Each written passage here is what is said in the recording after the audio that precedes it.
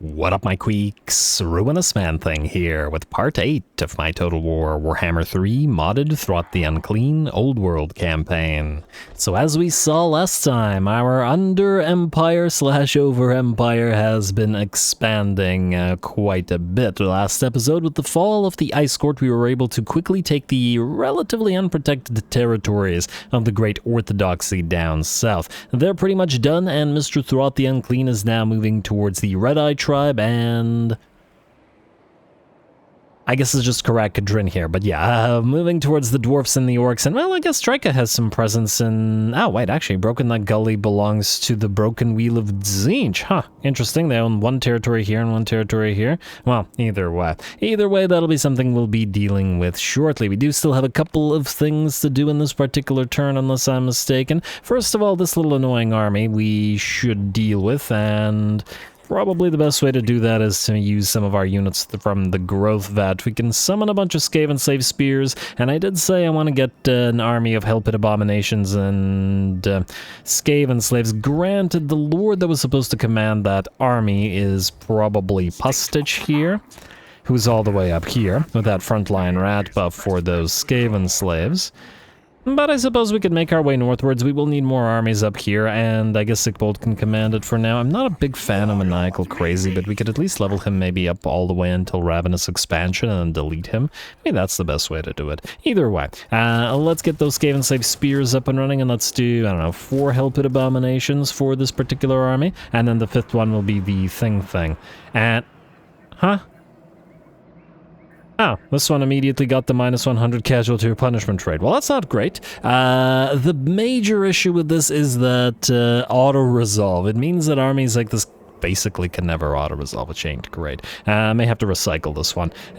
This one is fine. Missile resistance and armor, and then this one is a lack of melee attacks. You get the contamination and bonus versus infantry, but your melee attack is pretty okay, so I think this augment isn't too bad either. I'm actually now realizing it kind of surprising that Hell-Pit abominations don't have any kind of contact effect, not bone breaker, not anything else. Shocking. But anyway, this should be sufficient to kill off this army, so let's go for Dmitry Tsaryov first, and then we'll see who else afterwards. Still gonna have to work for it a little bit, and it's an ambush, but I do want to see the Hell-Pit abominations in action. We can't auto-resolve because this one will get obliterated due to the, wait, where is it? Yeah, minus 100 casualty or punishment thing, but oh well, should be just fine. Let's ambush them and kill them all real quick. Go.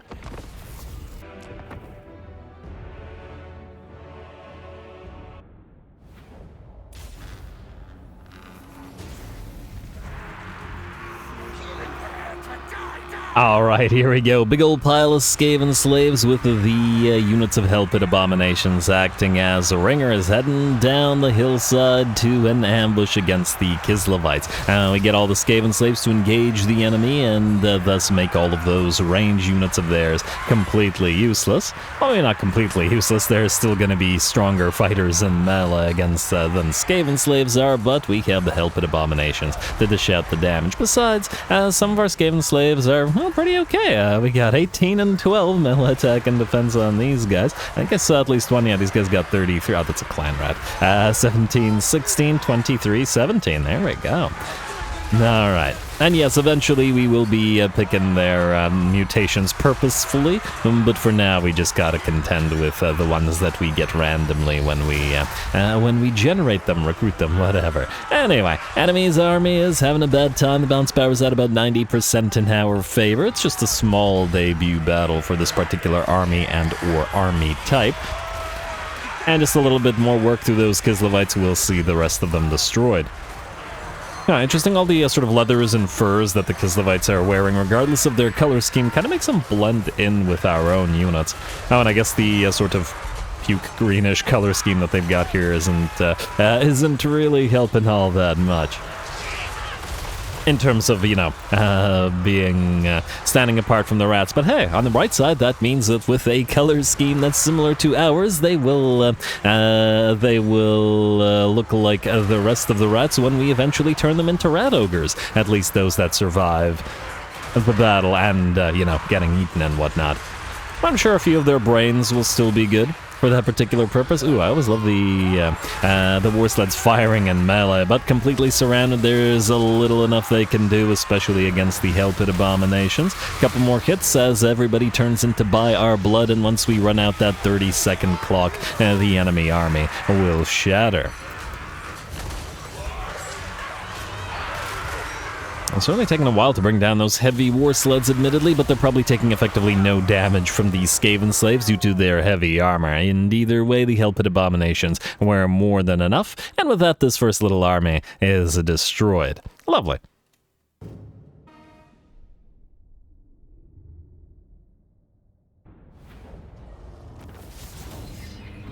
Alright, there we go. Quick little fight to start the day. We'll take the money, and this little army will be destroyed, so we don't have to worry about taking the undefended territories effectively. Yeah, I really wanted Dick Bolt originally to grab Kamish, but that's obviously no longer possible. Move through Zhanyka. I'm gonna see maybe if we can sneakily move to Vitsi with you before going anywhere else, as in northward, to deliver those Hell Pit A-bombs. And then I believe we do have one other fight at is you. Alrighty, so Medible Hemlock, who we are actually keeping as a lord, is going to go down to Zavastra.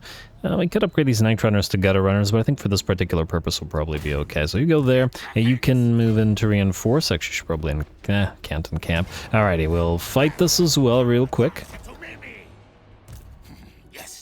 Raise Zavastra and occupy it, and that... I believe there are no more orthodoxy structures up or down south, meaning we have to move north. Hopefully these guys don't start moving in to attack us, though with the anti-player bias as it is, there's a decent likelihood that they do. On the other hand, they have 20 settlements and are at war with a bunch of factions, which maybe will keep them too busy to immediately go after these territories. I guess we're just going to have to wait and see. Alright, well, what was I going to do? Alright, you guys. Medible Hemlock, you're going to go on and still a valiant defeat, you say? Alright, we'll see about that. Certainly their troop quality is much higher than ours, but we just need to send droves of Skaven slaves at them until they're too bogged down to fight, and then kill them with the limited range and dogs or wolf rats that we have. Go.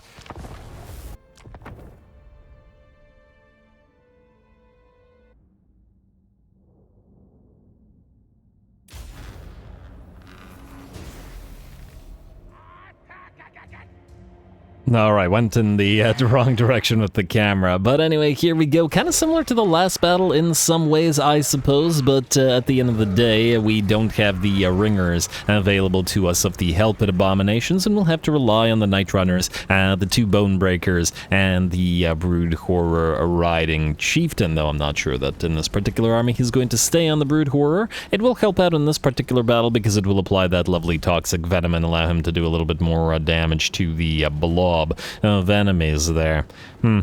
Yeah, just got to think about the way that we want to make this army. And I guess one of these chieftains will also have to be replaced with one that has the battle banner, or the thing that gives enemy leadership reductions, since again I wanted this army to lean into the whole anti-leadership thing that we've got going. Anyway, reinforcements have arrived on the field. I'm going to speed our way through it as we get the gigantic pile of Skaven slaves set up and get ready to move them all forward towards the enemy army. They will take the brunt of the hits and the damage, and then the clan rats and the Night Runners will move in once the enemy has been tired out and damaged.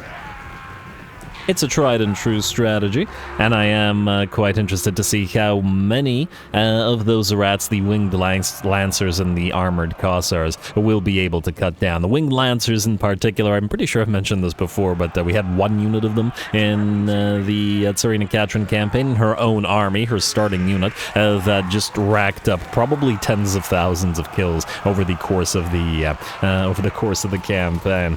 So these guys may not be Griffin Legion, but they are absolutely not to be underestimated. What they can't do, however, is charge through, I don't know, several thousand Skaven slaves at once, as they don't have the mass, so we'll bog them down as best we can and keep sending more rats in their direction. Our wolves, our wolf rats, are moving around the enemy flanks, so we're going to try to slow down and distract and engage the enemy units and Winged Lancers, and hopefully go after them with those wolf rats. And of course, since they're bigger targets, focus them down as best we can with our range units, limited though they may be.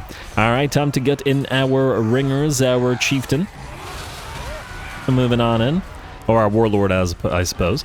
Moving on and getting a couple of hits on the enemy boyar, but then sprinting away towards the other unit of winged lancers here. Frankly, they're probably the much bigger threat than the boyar is, so it's more critical that we kill them. And maybe the snow leopards as well. They do have that maim application on them, don't they?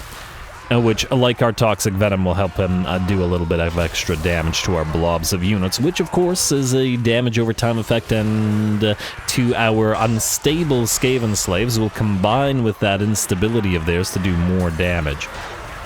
Everything sort of will combine to do potentially a lot, which we got to be wary of. It's sort of like combining, contact effects and auras and all that. Lots of them may be small, but, well, as we know from, playing the Skaven in general, quantity is a quality and all that. Otherwise, bounce power is at about, let's say, 80% in our favor, maybe 75%. The clan rats are, by and large, now moving in to engage, though a few more Skaven slaves, a few thousand more Skaven slaves, have to be cut down before the clan rats can actually enter the fray. How are we doing here? Yeah, the snow leopard are relatively unharmed. Huh. How are you completely unharmed like this? Do snow leopards have... Oh, they have a regeneration of some sort. I didn't even know that. What's giving you a regen? Just out of curiosity here.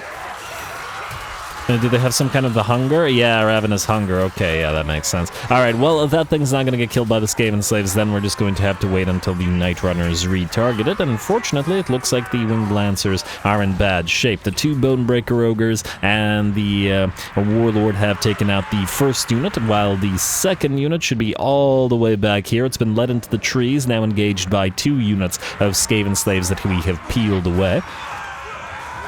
For the purpose of distracting them, of course.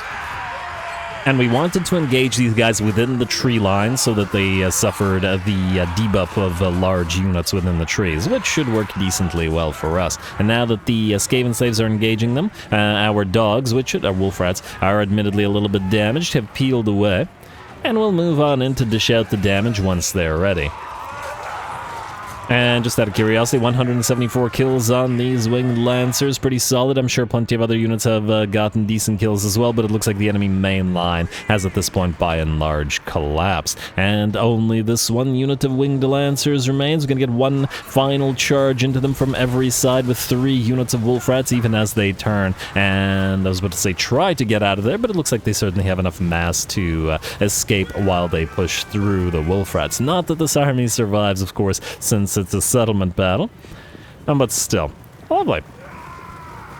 Alright, I'm curious to see how many kills the enemy was able to get out of all this. What's the final count on these guys? 185 and 21,000 damage. Pretty good. Only 73 on the things in the woods, but they were pretty early targeted by the Night Runners, so they couldn't do too much. I was a little bit wary of the sort of fear application from them on the relatively low leadership and prone to running the heck out of their Skaven slaves. Anyway, decisive victory for the blob.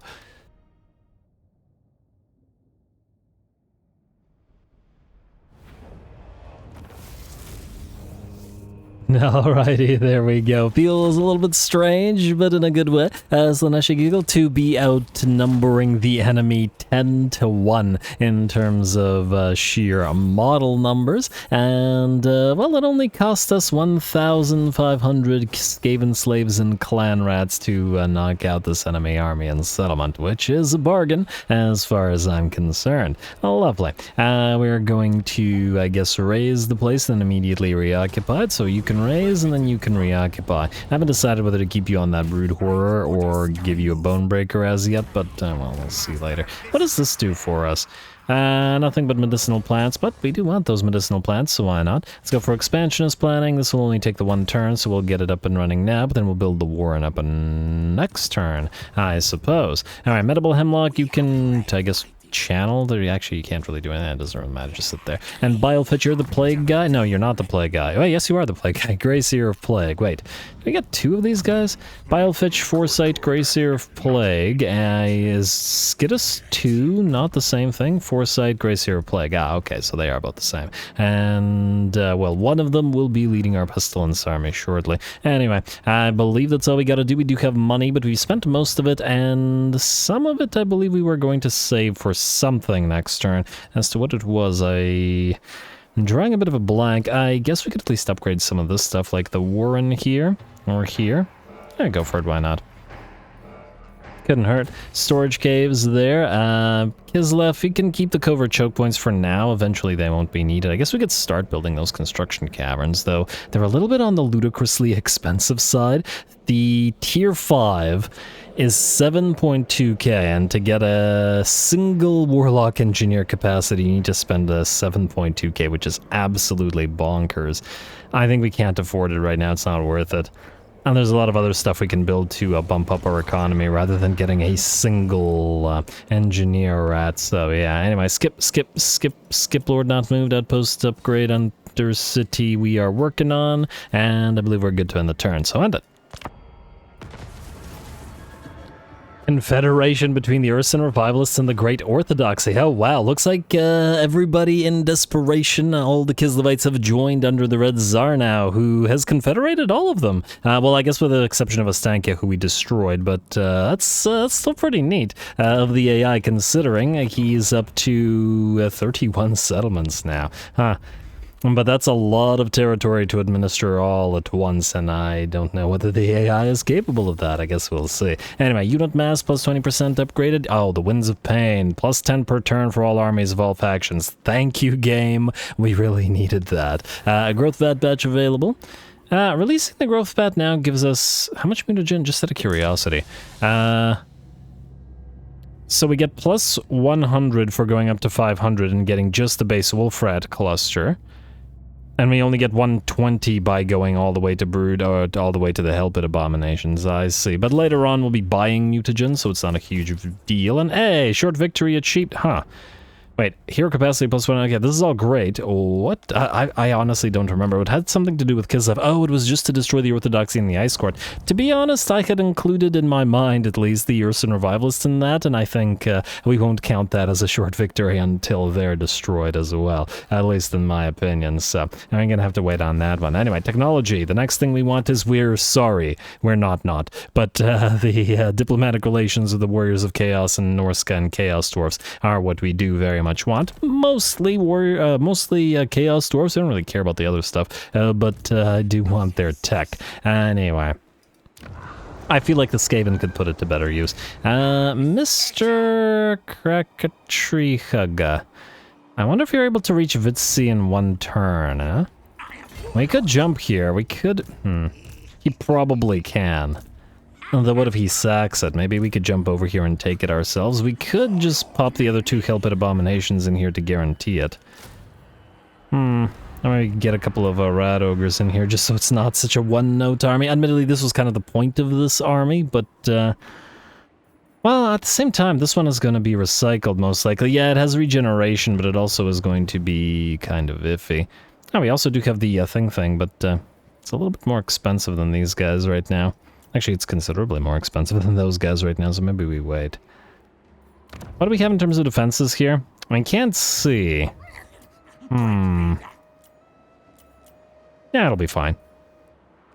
I'm gonna assume that it'll be fine. Go here. It might not be fine. Okay, let's see what we have here. The lords and stuff are gonna be difficult, but... Black Coach, Crypt Horrors... Well, I guess it'll depend on how quickly the giant pile of Skaven slaves routes. I guess we're gonna find out. Alrighty. But who knows, maybe maybe the orcs will deal with at least some of that for us. Anyway, Zavastra. Let's immediately upgrade that exotic hothouse again, and then... Do we want to upgrade it to tier 3? Yeah, might as well build up the Warren here. Public order is actually looking pretty good here, minus the main issue, which is this is going to be our southern border at the current time, as I don't really want to proceed too much further south as yet, meaning we're probably going to need to spend some money on the alarmed tunnels all over this place. Which is a bit more expensive than I'd like, but it is what it is. Anyway, go for the Warren, go for the food upgrades. We're definitely going to need those. Go for the Overseer's Lookout, and we will want the Arcane Generators eventually. But for now, this place is not generating any income. Also, Vitevo, how close are you to the enemy borders? Yeah, close enough. You're probably going to need the defenses as well. Actually, you know what? If we take Fort Yakova, we could speed matters along a little bit. Alright, so let's do that instead. Alright, so Mormel and Throt. You're going to hit Fort Yakova, or Yakova, whatever it is. We will ask Karak to join the war against the Red Eye for a little bit of cash. Don't worry, Karak. You're gonna have just as many problems soon as well. And then we'll have Throt attack Fort Yakova. I wonder if this is gonna be auto-resolvable or not. Pyrrhic victory, you say? I kinda don't like that. I don't want to spend a million years attempting to heal. You know what, and we might fight this. Let's see what else we have in this turn, and then we'll figure it out. Now, Kokronade, you were going to take Kamish, but now you can't really do so as you were... you were relying on Ickbolt to help out. Hopefully somebody else doesn't come down here and take it from us. Anyway, you can grab Torsk. Gotta get the borders going with the really medium casualties. Well, nobody's dying, so I'm still gonna auto-resolve this. It's gonna hurt, but it is what it is. And I guess rather than raising it or sacking it, we'll just loot and occupy it. It'll heal us up, and it won't waste the turn. And just don't collect the income. Our public order will hopefully be able to fix itself. Alrighty. Good enough for now, and then you can head to Irizarra, or actually we can maybe even bypass it and head up towards these places. If these guys take Erengrad, we're going to have to declare war on them. Well, granted, there's a decent likelihood that we end up fighting them anyway, but anyway. Skidus and Thanquol. Alright, so how do we want to do this? And we could start moving you down here so that you can take Cassid Board Karag real quick. We've got not enough defenders to really be concerning there. I was gonna say Thanquol could lose the Avalanche Mortars and trade them to Skidus, though at the same time right now there's nothing to replace it with unless we want another Plague Priest. Alright, keep it for now. We'll deal with it later. Stitch, you can follow Thanquol for now. Might need the giant pile of Skaven slaves in our attack on Krakadrak. And then you can kill off the little pile of Slaaneshi. Actually not so bad. Kill off the little pile of Slaaneshi rebels, like so. We're going to risk the auto-resolve and hopefully it doesn't obliterate us. Auto-resolve, let's see what we got after that. And okay, it hurt Bone Ripper and about 1,400 Skaven slaves. Okay, game, okay. Take the money. Well, to be fair, the Skaven slaves are about to get a lot more hurt in a few seconds anyway. Alchemist, casualty punishment rate, great. And Screaming Bell for Thanquol. Ooh, okay, so I wanted to see. It gives us leadership. Oh, I was hoping that it would give a negative leadership, leadership debuff to the enemy, but it, that's just Musk of Fear. That's from casting. That's normal.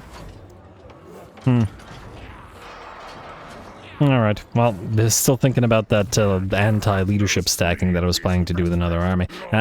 We could do the Dreaded 13th. We have the Winds of Magic Power Reserve at a fairly decent level right now. On the other hand, we will be probably spamming Warp Lightning a lot more than anything else, and Warp Lightning's still probably the way to go. You, Tide of Death, Tide of Pox, and we're ignoring this until we can reach Flesh Snatcher and Master Moulder. You have maxed these out, but you can grab Scavenger, and then grab, I'm going to say... Well, frankly, Keratin Sig doesn't actually do too much for you, but it's going to bother me if we don't have it. But let's get Master Moulder. Like so, you don't have that Plague Furnace as yet. Vermintide is maxed out, and that's the main thing. Blessed with Filth and Wither are also pretty darn good, though. Let's go for Magical Reserves. Alright, and then the Chieftain, we got Suspiciously Loyal and Paranoid Defender. Let's get Retinue Trainer. Alright, then, Thanquol, you are going to besiege Krakadrak. And then you, can you go into an camp stance here, at least temporarily? You can. Beautiful. And, oh, do we want to level you up? We're making you out to be a fighter because you're mostly only going to have Skaven slaves and that pile of abominations. Well, either way, you could do dried mushrooms and maybe all the way through to fresh meat. Taskmasters, line of sight, income from post-battle loot. Yeah, we could go through your little tree here. Alrighty, there we go. Thankwell, go for Drak. Wait, do they have a defensive structure? They do not. Okay, so we can indeed make this a cinematic. Always nice to see. Go.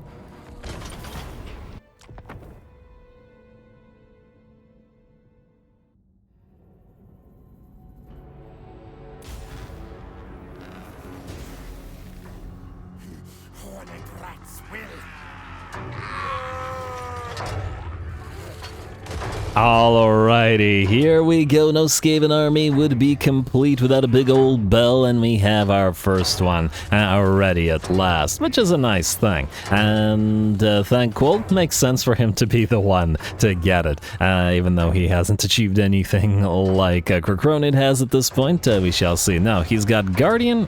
Wait. Why does he have... are these actually two different... actually, out of curiosity, what's your physical resistance? 70%?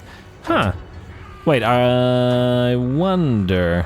You have just the one Guardian trait on you. Why do you... Oh, okay, no, I guess it was just a bug. He had 2 for a second, and now 55. Oh.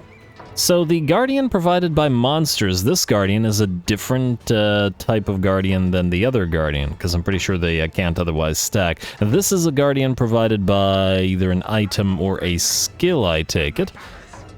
Interesting.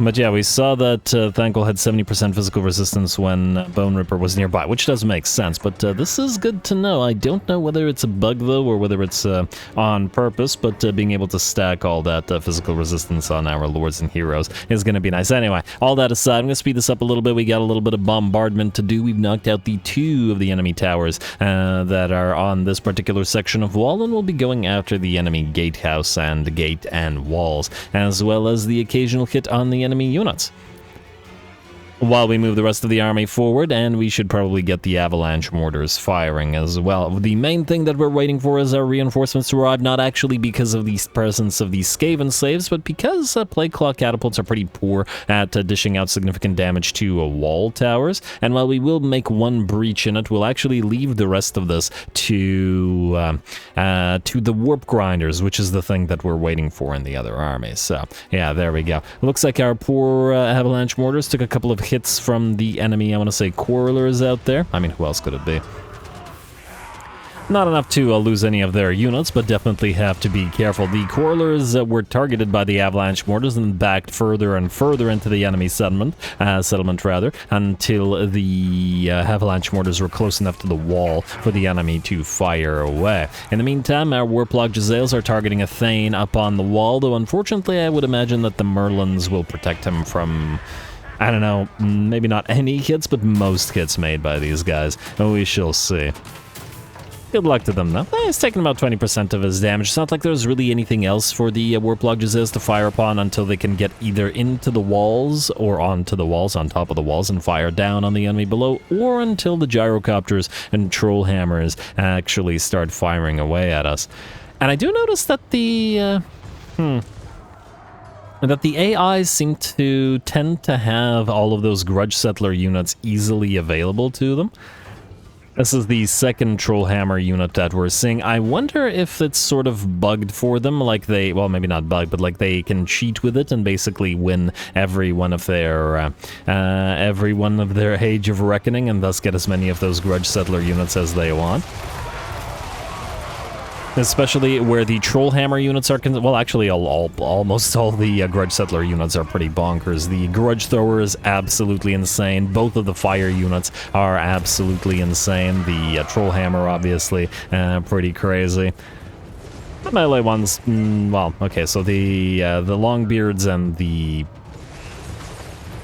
Slayers of the Grudge Settler variants aren't nearly as threatening as the other stuff is, but all of the range stuff, essentially. Anyway, going to speed this up a little bit more. We've seen the bombardment, or at least we've seen a decent amount of it, and just want to wait until a few more of our units actually start making our way into the enemy settlement. And speak of the Devil Rat, here we are. We are going to breach the wall. Well, breach the wall has already happened, but anyway, send the Skaven slaves in first, and then we're going to follow up with Thankwell on that bell of his, and whoever else. And of course we'll follow the clan rats and, well, actually there's no clan rats here. We'll follow the Skaven slaves in with those storm vermin. Alright, here we go. We're going to move in Liv, our chieftain, rather than Bone Ripper this time. Bone Ripper is unfortunately heavily damaged, and we have no way to heal him here, do we?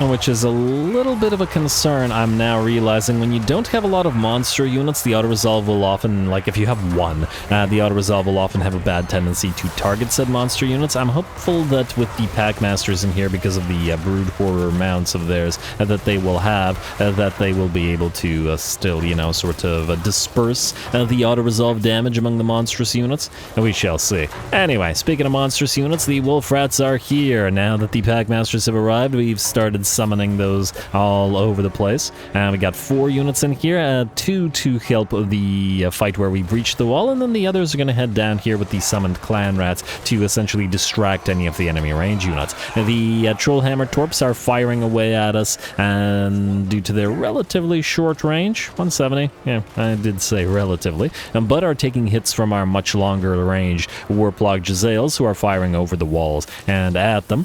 Definitely don't want these guys firing at Thankful or at Liv, because, well, we saw what they did to Bone Ripper previously, and that's why he remains hurt. I love watching those Trollhammer torpedoes smash into the lines, though the Trollhammers don't have a lot of explosive damage on them, and every single one will only target 1 unit. These aren't Dwarf Engineers, they're just the regular Trollhammers, and thus, well, every volley will only kill a few Skaven slaves, and that's really not going to be enough for us to be concerned about it. Otherwise, the bounce power has shifted to about 90% in our favor. Most of the enemy was either concentrated around the breach in the wall, which is now pretty much doomed, especially with the arrival of the Storm Vermin, who are in the fight with the enemy Longbeards, and the fact that the enemy Lords and Heroes are being slowly but surely whittled down by our own Lords and Heroes. And then the more fragile units, the enemy Thunderers and Quarrelers, being taken out by our Wolf Rats and Skaven Slave and Clan Rats. And those Gyrocopters are out, having been knocked out by those Warplogged Jezzails. Very nice. The nice thing about Thankful's army being a generalist army is that he will have access to the sort of rock, paper, scissors playstyle, where he will, you know, have a bunch of different units to deal with a bunch of different threats. I usually don't favor these armies over themed armies for the reason that they have a little bit of a tendency to play the same as each other, mostly because, I mean, if your army has enough different units to deal with every single threat, then they'll, you know, always deal with every single threat, and it'll feel the same in terms of how they play. But on the other hand, it's always nice to have 1 or 2 with the rest of the more themed armies. And as somebody said in the comments, the Skaven army compositions do differ pretty wildly from each other, and due to the type of units that they have and all that, which is pretty nice as well. Anyway, surprisingly, the enemy has not yet shattered. This one unit of Thunderers is still holding on, pretty much overrun by summons, the Clan Rats from the Menace Below and the Wolf Rats. And a few Skaven Slaves moving in to help out as well. In just a matter of time now. I do always like to see the smaller numbers of more elite units sort of fighting back-to-back, overwhelmed by the huge hordes of enemies. And we are that horde of enemies in this particular situation. There we go, the Thunderers are out, gonna speed this up a little bit more. There is a Lord here, but, well, we just have to wait for our own Lords to move on. And then, well, would you look at that? The Gyrocopter has returned with 272 HP and 1 unit, really. I feel like if this was the player's unit, this thing would absolutely not have returned here and would have just shattered. Speak of the Devil Rat, there we go. Gyrocopters are now going to shatter, it looks like, because the enemy Lord is down in terms of his morale, and it's just a matter of time. He's gonna break. There is, another unit of Longbeards out here? Okay, we just have to get into proximity, get close to them, and they'll shatter as well. Come on now. Alright, I figured we wouldn't even need our lords and heroes here, which is why we were letting these guys deal with it, but it looks like these guys are taking a little bit longer to shatter than expected. There we go. Now we rush those Longbeards who, okay, apparently want to take a few seconds to fight us. Oh, actually bravely perhaps allowing their lord to escape. Credit where it's due, I appreciate that. Huh, why haven't they shattered? This is interesting. And in melee combat even? Well, it's not going to be even for long. That's a big old screaming bell, and without the Trollhammers, Thunderers, or Quarrelers to pincushion it, it's not going to be too threatened. And we're down to a mere 25 physical resistance compared to the 75% that we had earlier. That's considerably lower, but yeah, without the presence of the ogres with the guardian, or the ogres or the chieftain with guardian, it makes sense.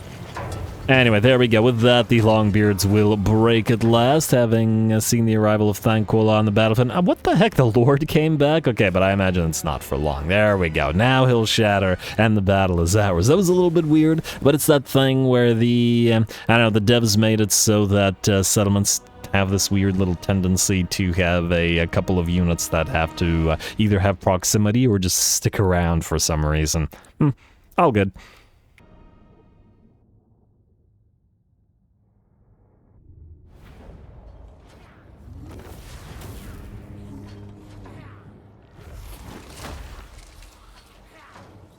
Alrighty, there we go. So falls Drak, having survived so long only to fall to just, you know, thousands upon thousands of rats as usual and not chaos. Farewell to the Norse dwarfs of Drak. Anyway, we've got, well, the damage is probably fairly distributed here because we were doing many a thing. And we are going to raise it once again. I think this is going to cause us attrition because of the Slaaneshi corruption, but fortunately our attrition right now is relatively minimized due to the buffs that we've got, or the technologies, so it's not a huge deal. We will reoccupy Drak. I'm not going to bother putting it up above tier 1 right now, because it's not a location that we really are super worried about investing in right now, since who knows how much fighting we'll be doing up here. We will, however, build some stuff. Like so, Khazad Ravik we can upgrade.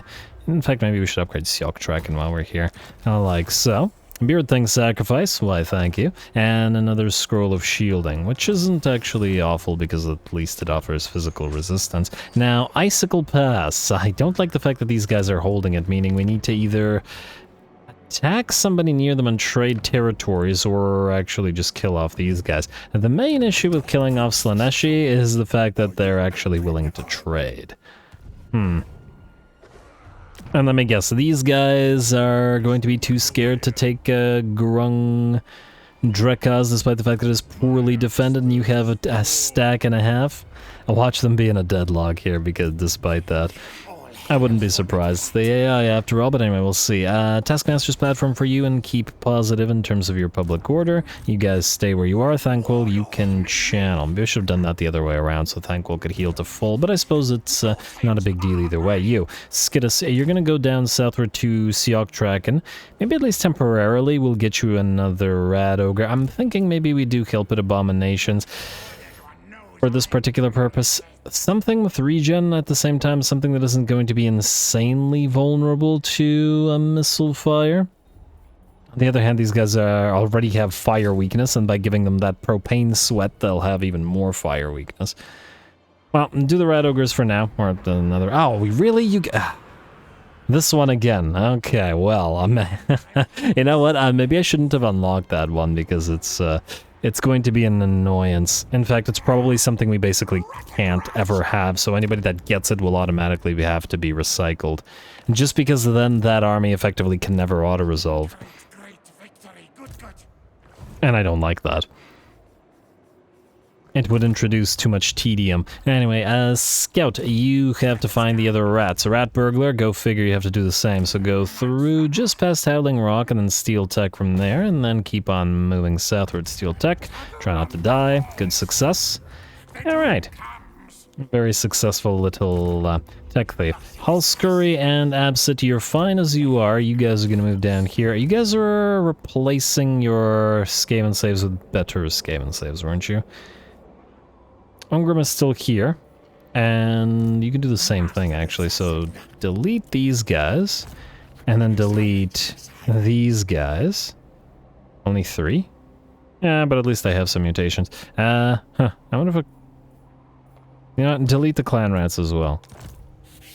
And then get more Skaven slaves. I'll get like 4 of the range ones, but then I'll go all melee. Like so. And then you can do the same thing. Delete these guys, keep the rattling guns, and... Oh, they take 2 turns. If they took 1 turn, I'd probably get that one up and running right now.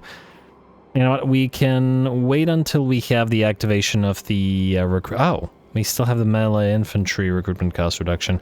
So I'm tempted to get a couple of warp grinders in here just in case. They're a little bit expensive for what they do here, and it's not like Throt isn't going to deal with all of this himself. These aren't real armies. They're, I mean, they're here because they don't cost anything. Otherwise, I would have deleted them. So yeah, just do this. Just do this, and then Absit, you actually can do the same thing. Oh, you already have warp grinders. Well, that worked out. All right, 1, 2, and then go for 1, 2, 3, 4, 5, and then you 4 can also get replaced with mutations. 1, 2, 3, 4. Oh, there goes all the Skaven slave spears, but I like them better than the sword ones, so that's why I'm spamming those. Alrighty, looks good to me. Throt, you are... Alright, we still potentially have to fight with you. Let me just see what else we have going. Traer, you are nearly done here. Ooh, soon you'll be moving up to the first circle and starting your recruitment. This doesn't include machinery, does it? No, it does not. Oh well, what can you do? Because this guy's going to have some of those units of Doomflayers. Could actually probably keep some of the Skaven slaves because we can't afford a full-fledged army with more elite units, but Skaven slaves will work nicely to sit there while the Doomflayers do the work. And I'm just going to need something to knock out large units in that particular army, probably Jezzail's. Bilefitch, you two. Oh, right. I guess you're better off proceeding up northward, assuming that we can just leave this place alone. I guess we'll risk it. So both of you, go up here and here together. One of you will probably have to grab Kamish, and then we'll send Krukronid to actually fight. Mormel, you... Oh, right, you just sit there. And I believe that's nearly it. Okay, so 2 other things to do. First of all, Diplo. What do we have here? Okay, everybody wants to trade now, but is it anybody that we actually want to trade with? Harbinger of Disaster. I'd love to trade with him, but I was kind of banking on trading with Vlad. You know, I'm going to leave that off for now. It's not like it's a crazy amount of money that we'll get. And Tzeentch is unfortunately unable to trade. You'd think they'd at least trade in artifacts or something, but apparently not the case. I guess we'll have to forego doing anything with any of this now. Oh well. That's fine. Let's do the fight with Throt, and then we got building to be building. So Throt, you're gonna go in, we're gonna fight this, and I don't imagine these guys have too much of a chance, but, you know, I've been surprised before. Go.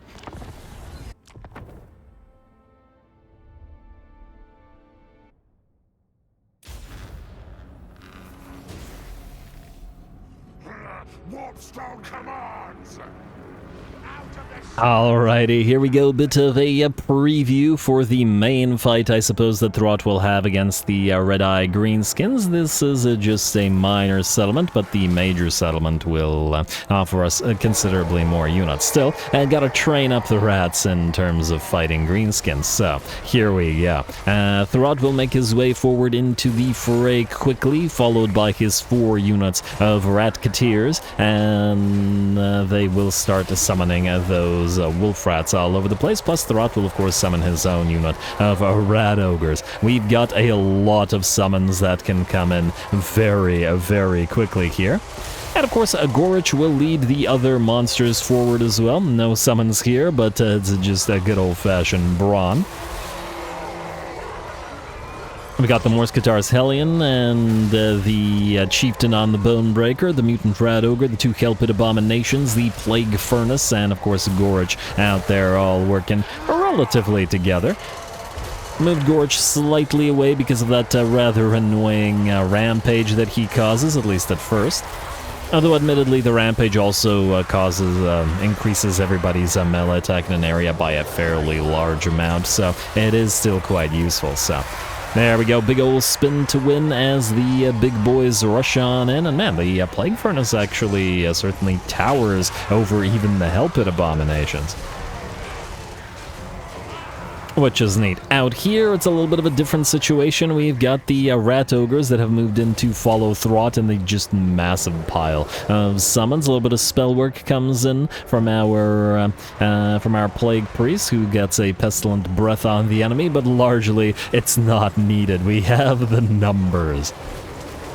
There we go, and that's a horrifying tide of wolf rats and rat ogres moving towards the enemy.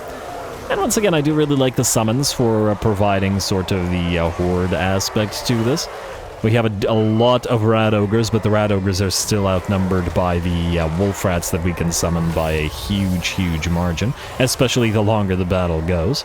And to the degree that we discount the losses anyway. Anyway, get a little bit of support spell work coming down. A wither upgraded on the enemy to lower their melee defense. We don't really care about the attack, but lower their melee defense and armor, allowing the summoned wolf rats to get all that additional work done.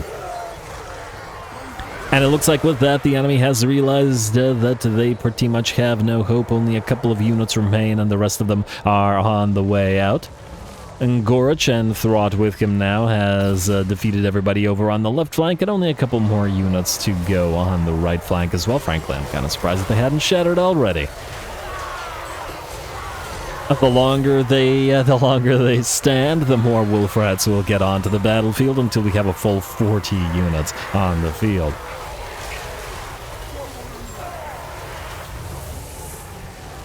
And appropriately Skavenly so. There we go. With that, the last of the Orky units are done for, and this little fight is ours with, well, I don't know if it's nary a casualty, but certainly not a lot. Let's find out.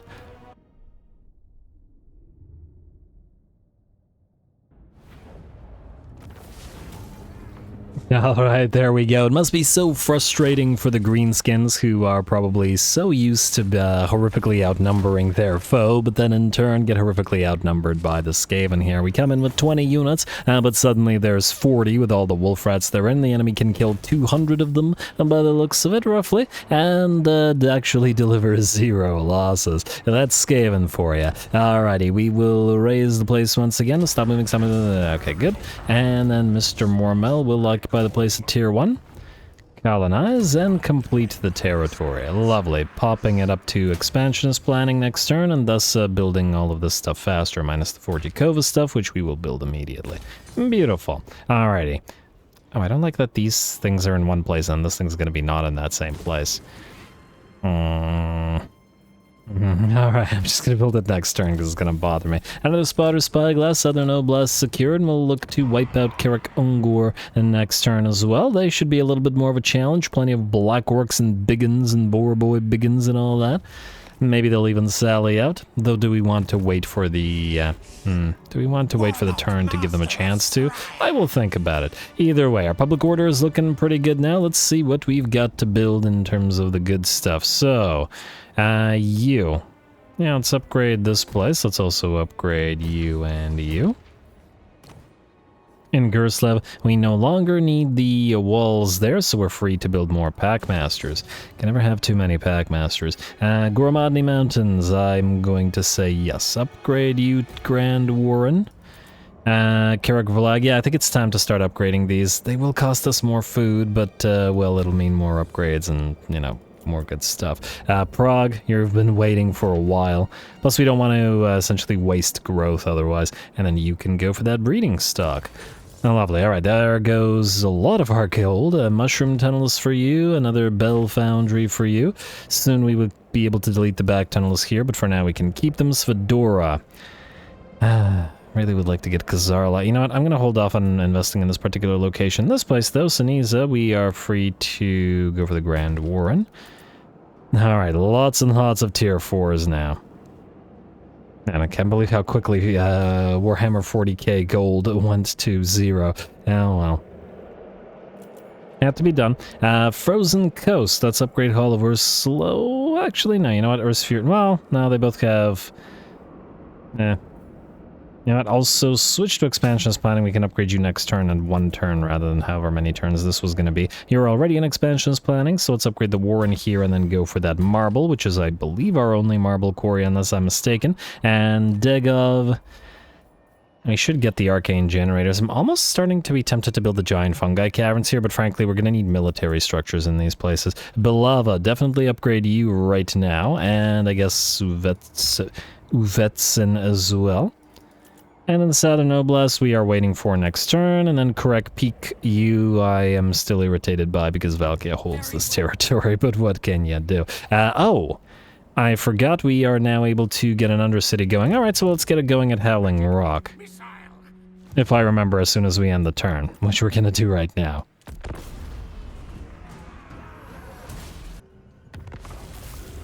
A new regional power. Well, yeah, that happens if you confederate a bunch of factions at once. And ooh, we are dropping by a lot of food now. Damn, that's settlement upkeep. Looks like we're gonna need more food buildings. Go figure. Could also reduce potentially the number of... Oh, I'm gonna move back here. Okay, that means you have to go back here. Don't worry, Throt is coming to bail you out. Fortunately, you're not really costing us anything. Anyway, we're sorry, but not really. Is up Undercity established Mingol Elgal. Oh. That's lovely. Minus the fact that from this place I believe it can't spread. I was hoping it would spread down here so that it would have more places to go. Alright, well, we'll figure out what we can build there in a bit. For now, let's get the Undercity up and running at Howling Rock. Alright, and then immediately build the subterranean pit there. Alright, next up we got the tech. These are taking 2 turns now, and we do want warp stones, so what we'll do is build another tech, or go for another tech. We could do the Saboteur Web, which increases our...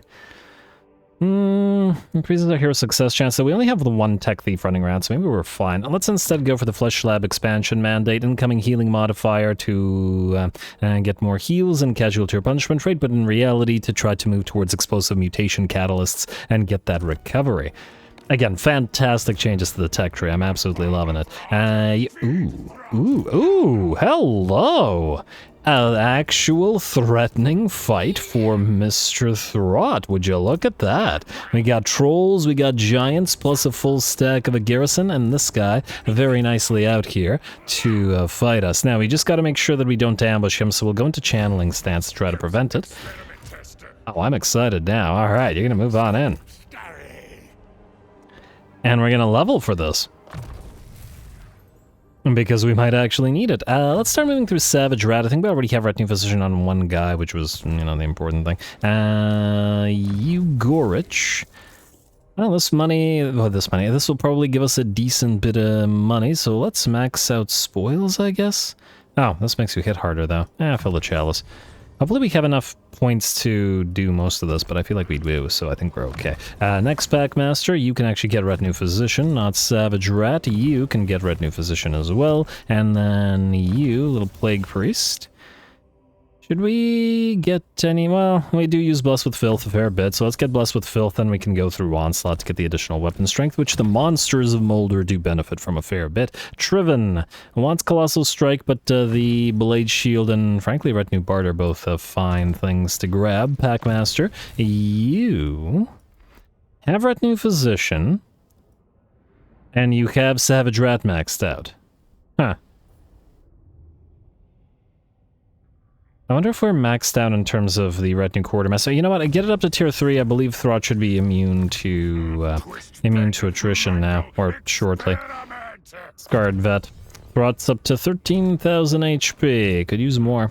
Could always use more. Ooh, while we're here, let's build some stuff. I did say we need more of those storage caves, and let's upgrade immediately the Warren here, because that will enable us to upgrade this. Yeah, go for the arcane generators, and oh wow, we don't actually have a lot of money this time. Maybe we should be building the giant fungi caverns in the main territories after all. It's just that, under the assumption that we need a warp turbine plant and a den of secrets everywhere, so that's, and a clan war council everywhere, so that's 1, 2, 3, meaning we have 2 spare spaces. Another lab would be nice, but not super critical, I will admit. Oh, And we do want clan armories as well, because even though they do give us the capacity at tier 3, we do need additional capacity. So it's either that or the Packmaster building. Yeah, it's hero capacity is really the thing that's screwing us over. But anyway, we'll think about that later. For now, I'm very excited for this fight, so we're going to fight it. Fight it fightingly. As we do. Nobber will not run, valiant defeat. That's what I like to see. Do we want to get a couple of... Actually, our food's fairly low. You know what? I think we got enough summons to be getting along with, and we don't need them. Let's get to it.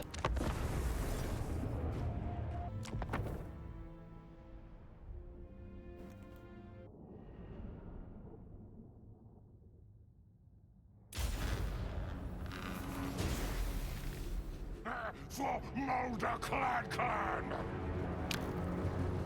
Alrighty, here we go. At last, we've found a challenge for Throt. This should be pretty darn fun. The enemy has as many trolls as we have rat ogres, as many giants as we have helped abominations, and then tons and tons of black orcs, biggins, boar boy biggins, and pump wagons. Lots of good stuff, basically.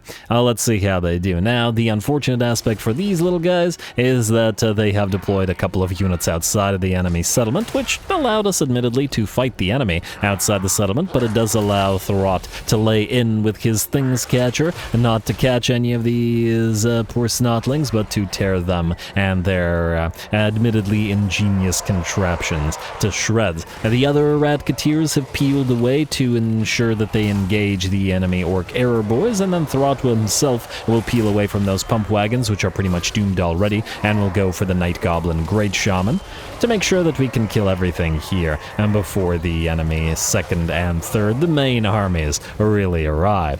There we go. We've moved on in with our non-summoned wolf rats as well, our regular high-level wolf rats with poison that are in this army. And they dish out plenty of damage to the enemy as we run them down, and by the looks of it, destroy them before the enemy reinforcements have arrived. We've got the summoned wolf rats as well. We are moving them into this big old pile of trees as we await for the enemy to arrive. With so many units of archers and pump wagons, chariots, and boar boys, there's going to be a lot of work for all of the wolf rats here. And they're just patiently waiting. Which is kind of a surprise, but anyway. In the meantime, we move away our rat ogres and our ratketeers. Only Throt remains. He is not particularly threatened by what the enemy has here, or at the very least, he could get away should he desire to do so. He's at 125 speed with Strider, and that I believe is debuffed in the well, actually, no, it wouldn't be debuffed in the trees because of Strider, but anyway. And there we go. He's killed off the enemy lord, and will now book it on out of there. The wolf rats are always kind of amusing to watch. Man, it would really be nice to get Throt that accursed armor if we can find it, wouldn't it? I guess we'll keep trying to find it. Thanks for letting me know the name of that particular item. Though I guess that'll be a moot point if we never luck into getting it. Anyway, here come the enemy. We are waiting over in the clear portion of the battlefield for two reasons. One, we want the enemy to close with us as much as possible. If we don't have the ability to chase them down, i.e. if they just shatter off of the battlefield, then, well, that's not going to be as good because we'll just have to fight them again. And of course, the other reason is we don't want to be fighting them in the trees, despite the debuffs for large. Well, they'll actually work against us too. But I want to see the glorious action. Anyway, Throt will move on, and he's prancing around, or at least his brood horror is prancing around. Kind of adorably, to be perfectly honest. Mostly, we are trying to force this darn unit of Wolf Riders to engage, and the AI has that annoying ability to completely ignore things like this, whereas the player's unit would immediately engage and all be forced into melee, and then one unit would get stuck, and then they'd all move back into melee over and over again. But it seems that the way that the AI works is it constantly gives orders non-stop to its units, just like non-stop micro, I guess. Would you please engage? Well, either way, that one unit may have had a difficult time, but this unit, the Goblin Wolf Rider Archers, got caught by some of those wolf rats and torn to shreds. A unit of Spider Riders have come in to follow, and these guys we do have to be very wary of. The lethal poison on them allows them to do a fair bit of damage. And it's certainly a reason to once again keep at least one Orky ally around. I'd love some ogre allies as well, but one Orky ally around because of the acquisition of that lethal poison, which I'm not sure that we have in the Skaven tech tree, surprisingly.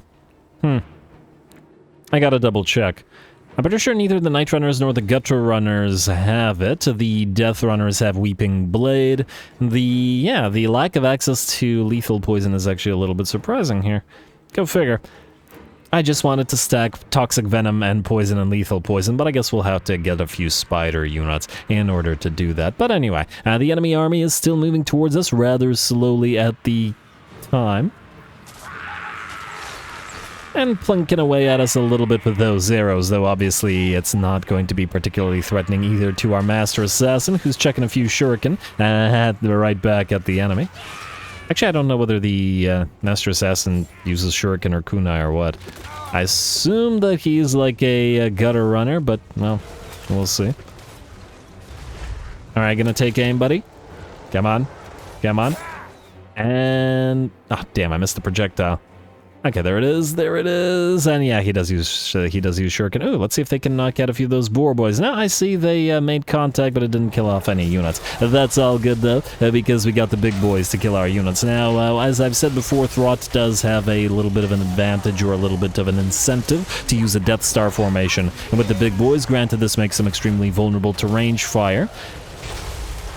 But by staying together, they got a lot of buffs overlapping on them, which is a fair bit of help, especially the need occasionally to drop the stand your ground and whatever Throt's buffs are that increase their damage against large targets. Speaking of large targets, the enemy trolls move in, sent our poor little rat ogres flying.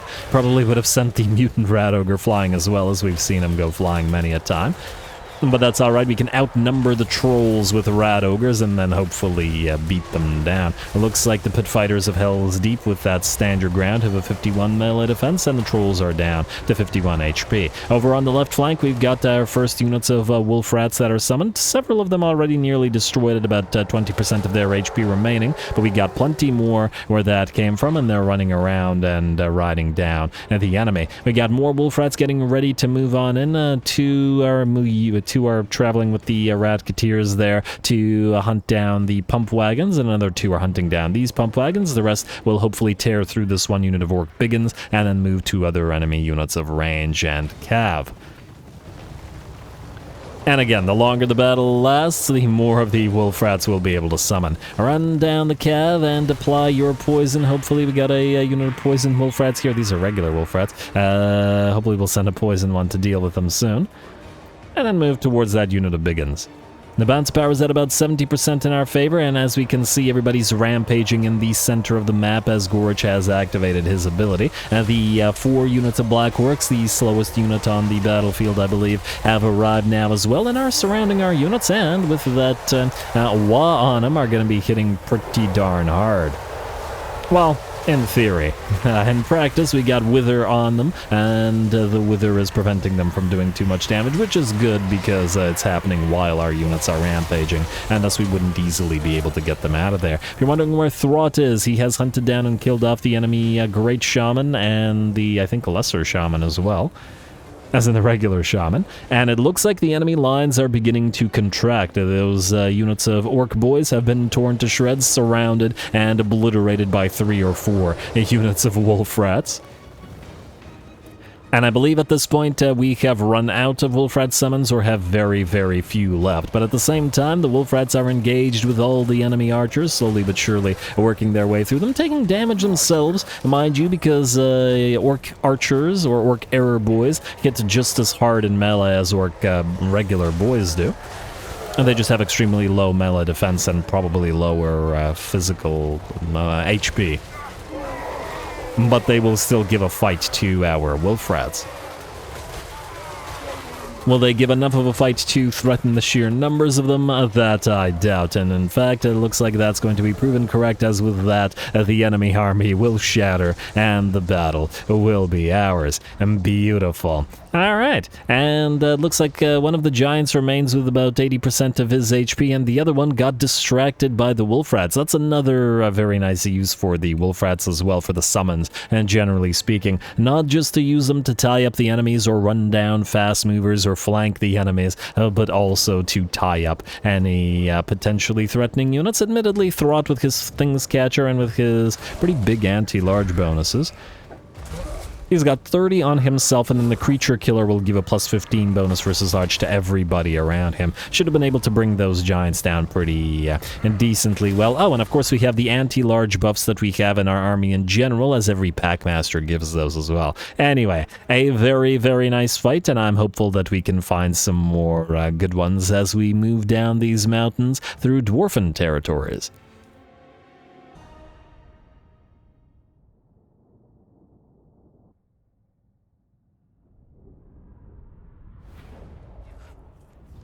Alrighty, there we go. I don't know how many thousand wolf rats the AI had the misfortune of dealing with, but I do know that it was too many.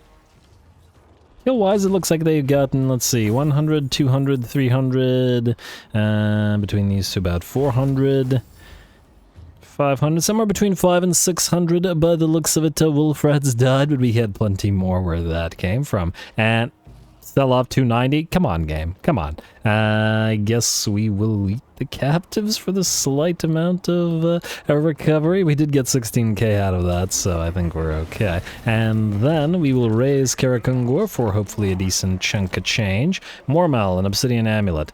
Not for you, Mormal.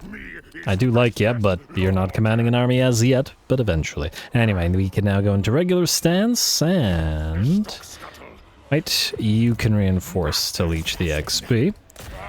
Raise the place, auto-resolve. 8 losses, and raise, and someone's over there. There we go, and okay, hopefully you're not stuck or something. And then we will occupy the place like so. And again, occupied at tier 1. I don't want to waste the additional food. And frankly, we have so much settlement upkeep right now due to the massive number of high-tier settlements. I don't want to have too many more extra ones going right now. Alright, and there we go. Throt stopped. Pipes of Piebald. Area Hex, armor minus 10% enabled if out of melee. What would this be good at? Who's out of melee? Usually it's the Warlock Engineers and the... another Scribe, nice. Usually it's the Warlock... wait, do you have a Scribe? You do not have a Scribe, but you should. Lose the Man-Thing Slave, get a... I forgot what it was called. Scribe. Okay, that was... and, oh, somebody needs a Helpit Attendant. Warlock Engineer or Lord. Okay, Mormal. You're a Lord. Have a Helpit Attendant. What again do we need to do to get these? Won a battle. Oh, wow, and we've only got 3 of these so far? Okay, well, we're gonna need a lot more. Also, go for that growth vat stuff, scaling safe spears, rat ogres, and more help at abominations. Good, and that also means we need to spend some of the mutagen. Now, you know what? Here's what we'll do. Skittus, you can immediately have 2 help at abominations. Like so. Let's see what we got. Okay, that's the 10% casualty replenishment rate, and you have cellular instability, which is what? Powerful explosion? Yeah, sure, that works. And you have Vanguard deployment, which is fine, but it's not really what we're looking for here. What we are looking for is this, propane perspiration for our fire army. And Helpit Abominations are unbreakable, so the leadership is irrelevant. So apply this. Yes. And then you can get the same, propane perspiration. Lovely. Alright, and then we might get more Helpit Abominations or maybe Mutant Rat Ogres. I fear that the regular Rat Ogres are kind of misplaced in this particular army since they're a little bit too fragile, most likely. We also have a Chieftain, a Warlock Engineer, and a Plague Priest, eh? Is this sufficient Moulder presence? I mean, with 4 monsters, maybe. We might want another Plague Priest, though. So let's take a look at if we can get another one at decent Oh, right, the Shadowbinder one. I wanted that one as well. Plague-addled and Hideous Stench case, still no. Alright, well, just deal with it. You are able to reach Mr. Rorik Finson, and you have backed off and not gone for Grung Drakaz. Hey, I keep banking on them actually doing something, and they never do. Anyway, I would like you to go into encamp stance. Right here, go to the edge of this territory, but stay in our territory for now. I don't want to raid because these guys could attack us immediately. Oh, Chieftain, you have... Oh, you're waiting for rank 10. Yeah, that's fine, keep that. You know what we could also do? We could name some of these clan rats. We're definitely keeping the clan rats in this army, so weak old veterans, like so. Mangy mercenaries. Snitchy snatchers? Huh. Snitchy snatchers. If we change it to Snickchy snatchers, we could use that name for a Night Runner unit as well. And here we go at rodent rabble. Like so, what else are we definitely keeping in this army? Well, the Warpfire Throwers we're definitely keeping. I'm not 100% sure. Cleanup detail. I'm not entirely sure about the Poisonman Mortars, but I suppose we would transfer them to another army even if we do, you know, not decide to keep them here. Though I do like the idea of them, and as long as they have the fire buff on them. Anyway, you guys have missile strength 70. What am I looking at? 76. Sons of Decay, and how about... I lost my place. Lab rats. Bear with me here. There we go. And I take it these guys... Okay, we don't just want to double check. None of this for infantry gives fire, right? Generally speaking, there aren't too many in the way of useful buffs for range infantry, as far as I know. Regenerations doesn't really help with the range infantry. Yeah, not really. Stock and Vanguard deployment, although the Stock and Vanguard deployment would be pretty scary for this army. Frankly, we could give Vanguard deployment to every single thing here, minus the heroes and Lord, and that would enable us to be relatively close with the flamethrowers and the lab rats. Should definitely power up the army. Yeah, anyway, we'll deal with that later. Anyway, Thankful, do we go after these guys? I see that the Demon Prince is fighting the Steel Fist Reavers. Too bad we're trading with them. If we weren't, we could potentially take some of their territory and trade it to these guys because we don't care about the Chaotic Wasteland. Wait. So the Slaneshi hate these guys, but these guys don't hate the Slaneshi. That's kind of interesting. Alright, I don't know about their dynamic. What I do know is that we need to move over here. So let's move Thankul in, I guess, in camp stance right outside of Kazadravik. And then Pustich, you can keep following him as well. Like so. You two stay together, but at least in camp stance you won't have too much in the way of food losses. Ah, you do have a full stack there. I guess they are in a deadlock after all, eh? Alright. Good for them. And you're fine as you are for now. Alright, who needs to move next? Skrokonid. You can reach your Irjisara. I was gonna say I'll go all the way up to Milkavala, but... I guess we could do that with these armies. Alright, you know what? Besiege this, damaged though you are. We'll see if the enemy sallies out. Oh, wow, actually, we could just reinforce with all of these armies and probably just immediately take it. Maybe that's the better way to do it. I just want to wipe this place out with armies here so that we don't have to deal with the Kislevites. Alright, so you guys go here. Reinforce. And reinforce. And frankly, moving Medieval Hemlock up northward would actually potentially help us out a little bit more because... Ooh, hello, wait, are we in range? Huh, you reinforce. Not against a settlement, but against this guy. I wonder if we could get these guys to fight us together. Or whether they'd run. I guess we're about to find out. Alrighty, yo. None of this is useful, eh? Alright, Root Marcher. Okay, we'll deal with you in a second. I would like to auto-resolve this, presumably. Nobody out of the main army will die, which is great. And I don't really care about the other armies, because they're just piles of Skaven slaves, 3,000 lost, and that's completely irrelevant. We will raise the place for cash, and then we will stop moving. Scepter of Stability again, and one of you can capture it. Which one? You need the heals more, so you can stay here. Colonize. I guess we could immediately build you up, and I guess not really bother with the rattling war. Alrighty, good. You, go into a channeling stance and max yourself out. You go all the way over here. I wonder if these guys could actually reach us here.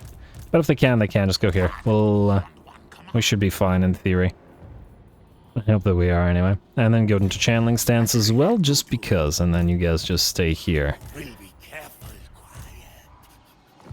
Move on up, trying to get to Erengrad. Okay, we are going to fight with Ickbolt in a second, assuming that the AI is willing. Thankful, Skidus, you are... oh, continuing to move on southward. There we go.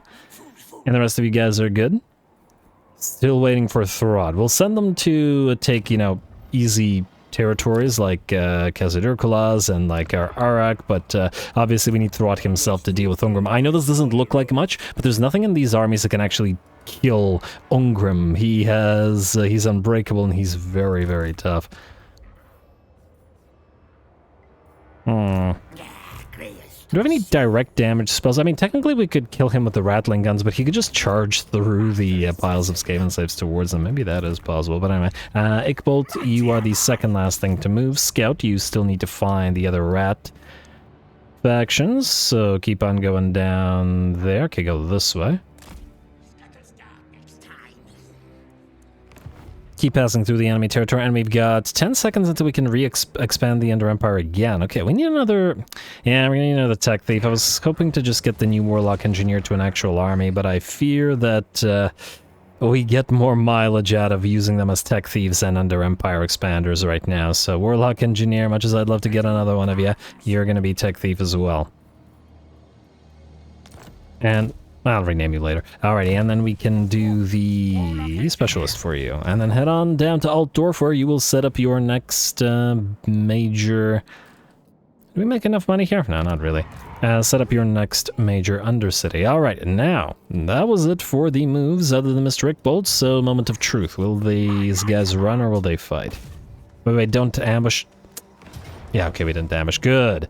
And we got the Orc-y reinforcements. Fantastic. Pyrrhic victory, it still says. You know what? Just in case, let's use some of the food. I mean, it's not going to be super helpful here, but you never know. I think we'll be fine. I'm like 99% sure, but let's get a couple. Go.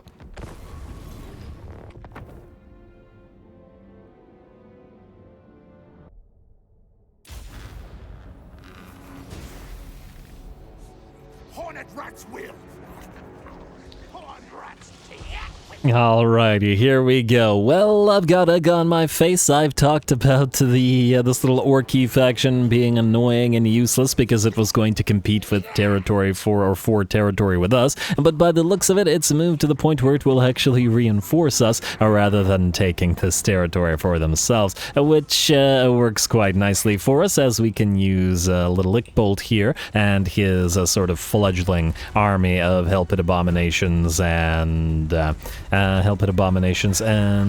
Skaven slaves to fight all of these undead with the help of all of those orcs. Lovely. And this will mean hopefully that should we send the enemy forth first, they will take sufficient damage for us to, you know, have sufficient HP around to take the settlement as well.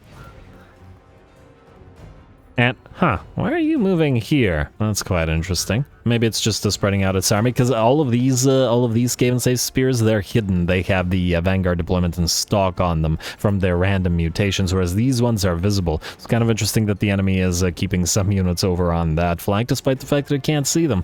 Not that it's a big deal, mind you. Anyway, here we go, a little bit of, what the hell? Oh, they got Skaven Slave spears. Oh, I thought I was going insane there for a moment. I was like, we're getting help from an Orc-y army, and then I look at it, it's just a bunch of rats in the Orc-y colors. The orcs were just Skaven slaves and clan rats in a trench coat all along. That's that's kind of fantastic. But anyway, here we go. Looks like the first blood will be happening. Well, I guess I can't wring blood from a bone, or at least not a dry old bone. Dusty old bones, full of green dust. That warpstone does, mind you. Anyway, the left flank is where the battle will begin. Skeleton spears and fellbats will get engaged by our Skaven slave spears, but our allies will move in with the spider riders and the units of pump wagons, two of the best units in the orc roster for their cost and the amount of damage that they can do. Out here, we have one of the best units in the Vampire Counts roster, the Crypt Horrors, which are going to get bogged down by 2 units of Skaven Slave Spears and then promptly get rear charged by the Orc Boar Boy Biggins as well. Very, very nice. The rest of our army has arrived and engaged with about half of the enemy force here, whereas the other half is getting engaged by our ally, who I note has 3 units of giants, and again the Skaven slaves and clan rats that we ended up selling to the orcs here.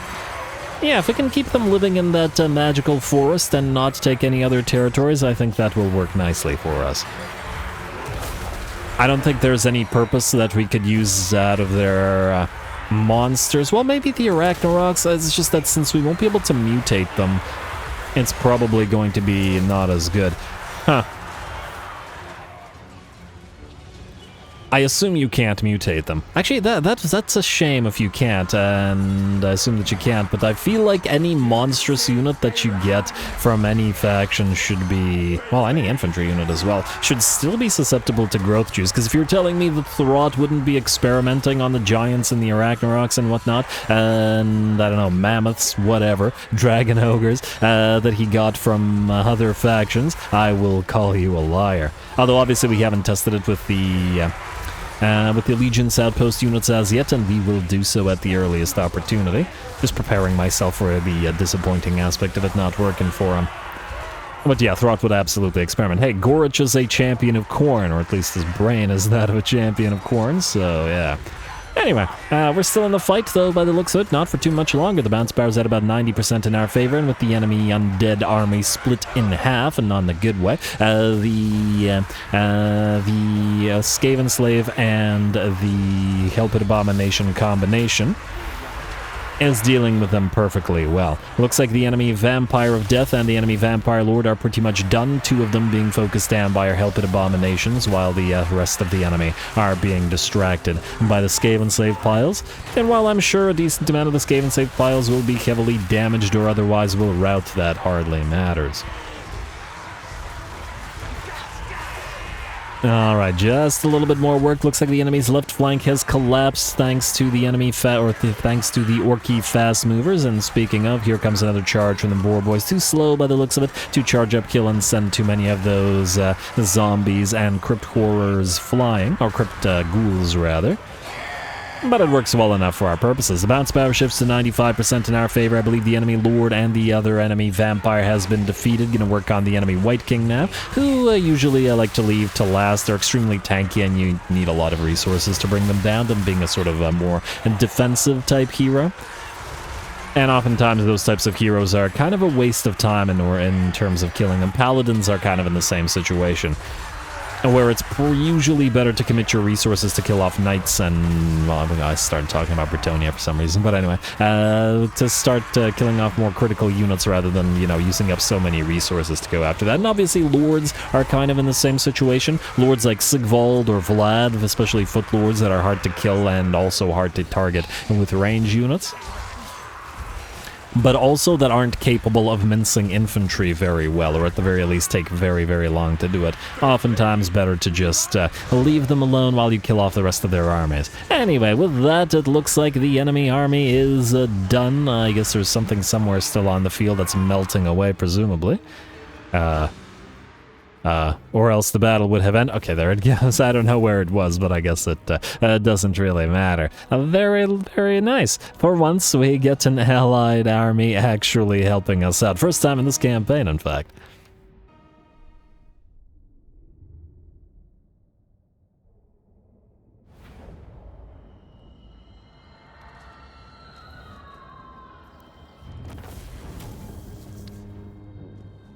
Alright, there we go. That worked out pretty darn well, thanks to the orcs for the help, but I think we all know that we did all the work. Skaven would claim the glory for themselves, and we will claim the settlement for ourselves as well, so lovely. We don't really need the replenishment because it's mostly on the Skaven slaves, we don't care about them, and the help at abominations are more or less fine, minus this one, but well, I'd rather have the money. Alrighty, and we will hit these guys again and then occupy the settlement. Like so, and auto-resolve. Oh, this is gonna hurt the abominations, isn't it? Let's see how much. It only hurt the one that was already hurt. As long as it didn't hurt the one that can't heal itself, that's okay. And we will loot and occupy it. Almost tempted to do it at a higher tier in order to immediately build. You know what, let's do it at tier 2. I don't like the loss of the 40 food, but this will allow us to immediately build an alarmed tunnel. And I'm not sure whether we should invest in upgrading it to another tier, but nonetheless. Hooded one watches me. Just do it. Screw it, just do it. That's my motto. Hell Pit Attendant. Yes, good. And there we are. What's our research rate at, by the way? It's exactly 200. Still not a lot, admittedly, but, well, we're getting there. Also, if we do Warpstone next, we still need Vermin C, Vermin Do, which is deeper tunnels. Oh, right, we needed the one with mine shafts, upkeep, reduction, stock when defending. I don't actually care about the stock when defending, really, because we're rarely defending in such a way where we actually could benefit from it. But, nonetheless, how does Vlad feel about us now? Still no dice on the defensive alliance, eh? Even with the bonus relations? That's life, I suppose. What do we have here? Ooh, yes. Upgrade the alchemy workshop, definitely get the Taskmaster's platform in Zavastra, and I'd love to build that building, but 3.6k is very steep. Very steep indeed. Anyway, these guys are staying here, Ickbolt. I'm just going to assume that you can survive. I'm actually tempted to get you a couple more Skaven slaves, so let's get you like that. And a few more. We have one that isn't a spear and everybody else's spears. Whatever. We'll wait until that one dies, and then we'll deal with it. I'm almost tempted to delete Skittus here, and then, or not Skittus, Pustage here, and then just, you know, swap them into this army rather than bother ferrying them over. There is that as well. We'll do that. Lots of instabilities on the Skaven slaves here. We're eventually going to purpose build some stronger Skaven slaves, but obviously that'll be later. Actually, you know what I should have done? I should have fought this battle first and then gotten the food and then fought the other ones after. Oh well, what can you do? Also, public order is okay here. It's also good here, meaning Hall Scurry can stop losing public order by doing this. There you go. All three of you stay together, and maybe move southward to get to raiding shortly as well. Building. Alright, anything critical money-making or food-making? So giant fungi caverns, yes, we'll do the Packmaster building. Finally, hopefully getting some more capacities for those guys as it's taking a while. Because that was, I guess, going to be one of our bigger money-making provinces, isn't it? Alright, well, that's a good thing. Ironcraft Mountains, yes to the food. High Pass, nothing. We've got nothing here minus the Packmaster, which is something, I lied. Svedora, I believe. I was about to say you don't need the covert choke points anymore, but that's not really true, is it? Alrighty, just ignore it for now. Ignore this while it's all upgrading. Don't ignore the ports, though. Yes to the port. Yes to the upgrade. Yes to the food. Wait. Dies. Yes to the dies, not the food, and then an Overseer's Lookout. And then there's nothing else here. Good. What do we have at Deghov? Yes to the Stonemason's Workshop and the Overseer's Lookout, and thus afterwards the food. No room for a Packmaster, sadly. Warren, you. Vetson, definitely the Rat Wine. Warren, and I've had worse. Taskmaster's platform, and eventually you'll need the arcane generators, but I don't want the additional food consumption right now, which is why I've been foregoing building them in at least a couple of places. Choika is kind of in a dangerous location as it might still get attacked, but you know what, let's just start investing it, get that clay pit up and running, go for the Warren, delete the breeding pit, and then whatever. Anything else? Some of these places we will want to start collecting income soon as well. You know what, let's take a quick gander at where the public order is already fixed, like here. Huh, why is the public order here so high? I guess it's because the Skaven corruption is low. You can collect the money. Every little bit's gonna count at this point. You're fine, I guess. -2 is not such big a deal. You're not maxed out yet. You are nearly maxed out. You, Southern Oblast. Yeah, start collecting the money. You're losing 5, but you're building more public order, so you'll, fix yourself as you go. Drak. Oh, I actually should have invested in this. Gem mine, and then immediately upgrade this place as well. And then I would have loved to build the Taskmaster's platform, but we've no money for it. But perhaps with some kind of agreement, like you, Clan Karak. Are you friendly with Vladdy? Not really. But nonetheless, they'll be willing to trade and give us 3,000 gold. Oh, you know what? Do just the trade agreement. And we'll do other agreements for gold afterwards. Once he gets some gold back. Any other interesting trade agreements? War Host of the Apocalypse. Are you hated by Valkia? Are all the Chaos factions against each other? I mean, kind of. They're also quite far away, though. And we need more trade agreements, so I think I'm gonna do that. And he's gonna be willing to give us 4,000 gold. I'll take it. And the free vision that offers. Alright, Saber Scan. Yeah, I don't see why not. So let's do the trade agreement, and... oh, we got a little bit more cash. Let's do the non-aggression pact. And actually, do we want the non-aggression pact? Are you and the ogres... you know what? No, let's just do the trade agreement. The ogres might... not be super friendly with the Chaos Dwarves, since the Chaos Dwarves that are much more critical. Loish's Indulgence, fighting all those ogres, but in true Skaven fashion, we will be trading with them. There we go, getting vision all over the map now. And, ooh, Disciples of Hashut, yes, definitely trade agreement. Beautiful, beautiful. What else do we have here? Legion of Setep, I'd love to trade with you, but while you're fighting Vlad, that's going to be a no. You are no longer fighting with Vlad, and we could still get the trade agreement with you. 2.8k. Vlad probably won't be happy about it, though.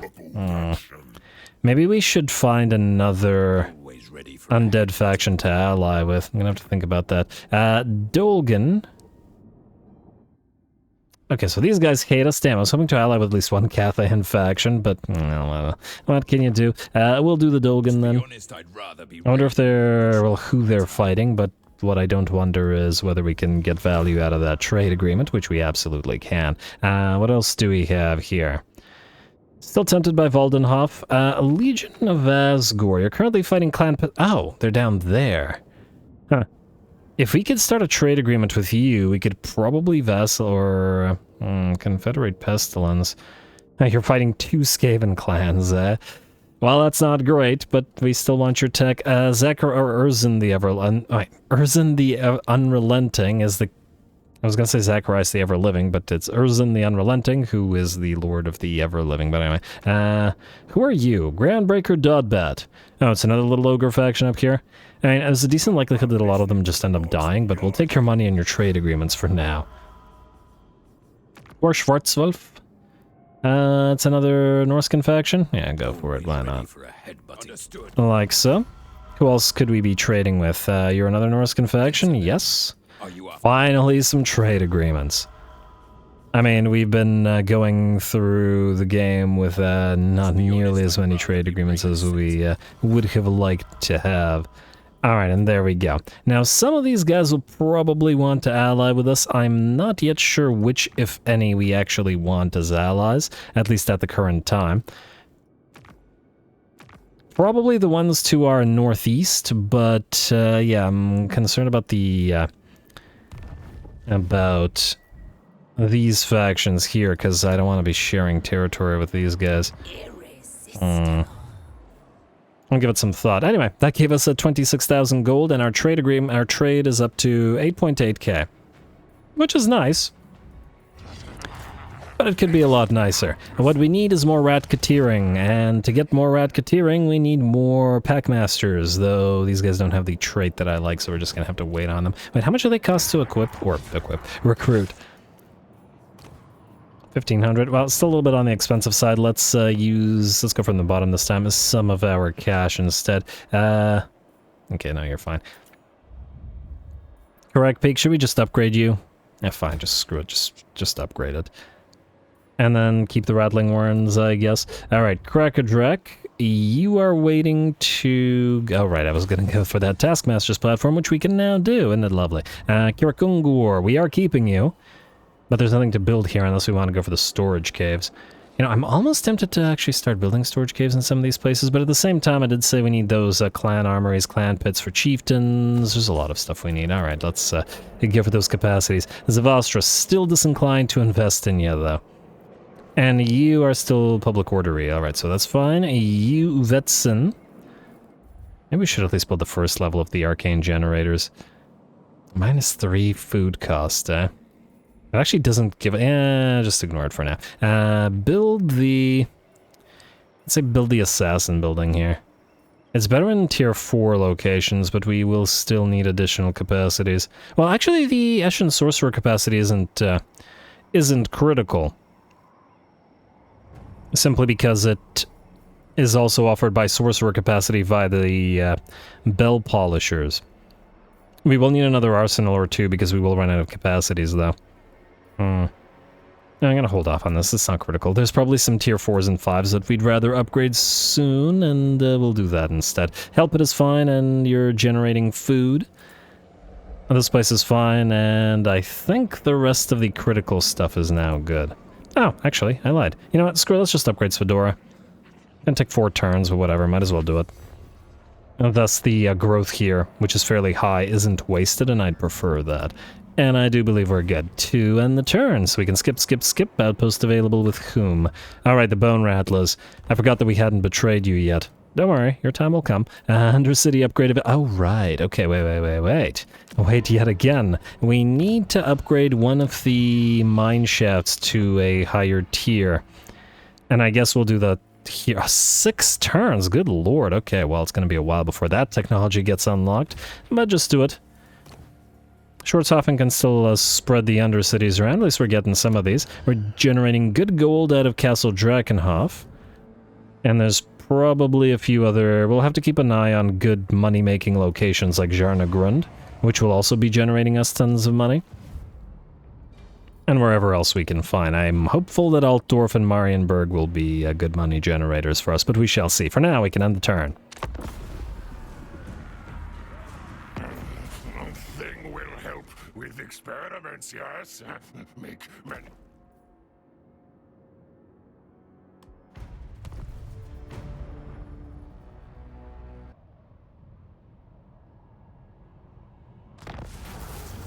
Alright, it looks like no further attacks, but we have the option of destroy the demon, get another box of eerie noises, or once again investigate the box, which is for like the 50th time what we're gonna do. Get that additional research rate so we don't have to rely as much on the... another bell polisher, and another bell polisher. Don't have to rely as much on those hell pit attendants, or whatever they were called. Anyway, it looks like with no further attacks, I think this is then going to be the good place to call this episode here. We've nearly wiped out the southern portion of Kislev itself, and we'll be moving to the northern portion next episode, as well as fighting plenty more dwarfs belonging to Krakar Ravenswalk, as well as hunting down Ungrim and starting our move through Karak Kadrin as well. Scouts are on the way, and hopefully they can find some more trade agreements and allies to the south as we continue growing the strength of our empire and hopefully expanding our under-empire as well. Stay tuned for more Throt. Don't forget to leave those likes and comments below. Oh, I'm gonna have to hunt this guy down. All glory to the algorithm. And thanks for watching.